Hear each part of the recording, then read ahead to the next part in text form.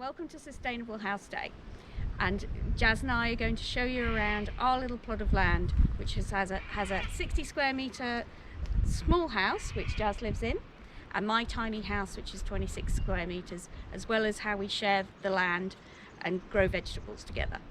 I'm looking forward to sharing what we've done. It's a co-agreement, and we're both very happy with what we've created, and we've found new passions like gardening and things like that.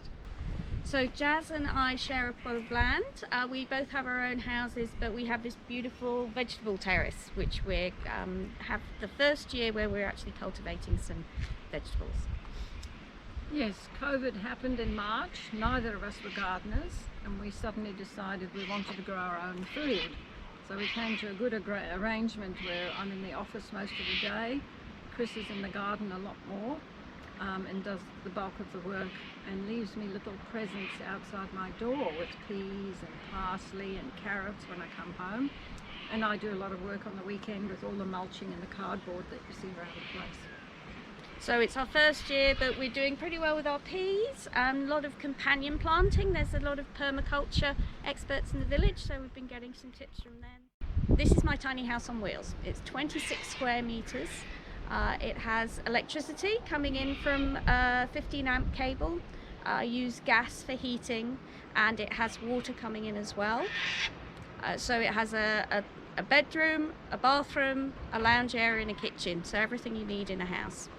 All the grey water comes out and goes through my garden. That's used to water my garden. The tiny house sits on a triaxle trailer, so it can be moved, but it was actually craned into this site here and now has some permanent landscaping around it, and will eventually have decking put on it as well. So let's go and have a look inside the tiny house. So we're inside the tiny house. As you can see, it's pretty compact. It's 7.2 metres long and 2.5 metres wide. So I've got about 5 metres of bench space. This is an Ikea kitchen with drawers, so great use of space. I have a gas oven, hot water, and it's a hob and an oven, so pretty normal size. The bathroom has a shower, a washing machine, a toilet, and my entire wardrobe in there. So it's about 2 metres square. The bedroom is upstairs. You can't quite see it up there, but it's a little loft bedroom with about a metre's worth of headroom over the bed. I have an extra little storage loft up at the top so that I can put some more things away there. And then this is the lounge area, which also has inbuilt storage. I can also turn into a little bed as well if I want it to be. So heating in the house, I do have a marine heater which I use, which is it is currently gas. So what I'm doing now is more using electricity. The village is powered by solar, so it's more environmentally friendly. And eventually, when I can, I will convert the oven into an electric oven. And I have a fan, which also doubles as a light. There are lots of windows in this house, probably more per square metre than the average house. So ventilation is used, cross ventilation up in the loft, and the fan can be used during the summer as well. And one of my favourite things is my huge fly screen.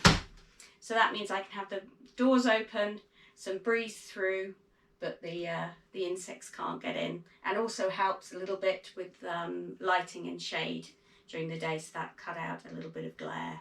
Here at Narara Ecovillage, Jazz and I share a lot, and we have our tiny house and our small house on it. So the driveway is shared, and there's a little bit of common garden as well. So let's go and talk to Jazz about her small house. Hi. Yeah, so we're sharing 630 square metres between the two of us, and we've decided that the garden just belongs to both of us. So this is my gorgeous little home. It ended up being 9 stars. I wasn't planning on having it that high, but the builders Living Green just looked at all the sustainable features. Small windows on the south, concrete floors, insulation, and suddenly it reached 9 stars. It's the only 9 star in the village. and I'm delighted with it. It's a bit smaller than I'd hoped, but for affordability. But if you come inside, I'll show you how the spaces work really well. So coming through the front door, I wanted that feeling of spaciousness, and mirrors always seem to do that for me.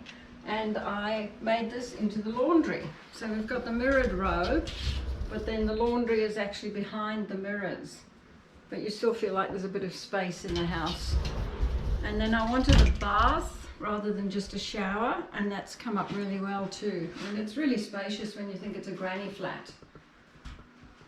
I had to decide where my living spaces were, and I figured I'm only in the bedroom at night, so the bedroom's fairly small, but I've got drawers under the bed and mirrors again to make it look a little bit more spacious. And then the main part of the house, which opens up into this beautiful living area, you wouldn't think it was a granny flat. Spreading out to the north, so you get that north-facing sun, hits the concrete flooring, warms it up during the day, and you don't feel cramped at all. So I've just had a huge pantry put in, so that again helps with the space saving. So it's obviously full of stuff, but everything's neatly behind this closed door, so I'm delighted with the pantry. And then the living area, so that's more than enough for myself and a couple of people. So the living area moves through to the lounge, and there's more than enough space when I've got people around. Grab a couple of chairs, the couch, and that lovely view again, looking out to the north. So Chris and I aren't in each other's way. I face this way, her tiny house faces that way, and we've just got these gorgeous views to the hillsides. It's lovely. And then step out to the deck, which hasn't been constructed yet, but I'm doing everything in stages. So the deck will be out there one of these days, but again, for small house affordability, we're doing things step by step. Well, I hope you enjoyed my 9-star house. These were all new to me, these things, but I discovered that the small south-facing windows are one of the big things to get that rating. Facing to the north to get the sunshine shining into the concrete slab over here. The insulation in the walls and the ceiling is superb. And there were small things that I hadn't really thought about, but some of the other members in the village have done. So even the LED lighting in the ceiling, instead of being recessed into the ceiling, which creates a bigger hole, they're actually down. And then you've only got a tiny hole where the cable comes through. So there were small things like that that just kept it really tight, thermally insulated.